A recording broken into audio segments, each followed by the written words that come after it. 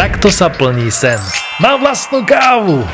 Teda skoro, ale pražil som, balil som a priložil som ruku k dielu, keď vznikla nová káva mojej obľúbené značky. Vyrazil som do Nového Mesta nad Váhou, kde priamo na železničnej stanici sídli Alternative Coffee. Patrik ma privítal, nalial som do seba espresso, po ktorom sa už do mňa lialo info o zrnách, profiloch, loudroch, chladičoch, horákoch, bubnoch. Mohol som aj posláčať pár dôležitých gombíkov a myslím, že v takto voňavej robote som bol naposledy pri výrobe čokolády. Keď ti bude príliš teplo, hýbaj pražiť kávu. Aj tých 35 v tieni potom pôsobí celkom osviežujúco. Samozrejme sme dávku Indonesia Kiss Miss ešte vychladili, navážili, celkom som si užil aj samotné balenie a potom som pravačku zabil podpisovaním etikiet pre celú limitku. Prvýkrát v živote som ešte absolvoval cupping, proces degustácie s ohľadom na kvalitu a chuťové vlastnosti kávy, čo pre amatérov občas pôsobí celkom vtipne, lebo Patrik ma učil to, čo ma mama odnaučila, ako správne srkať.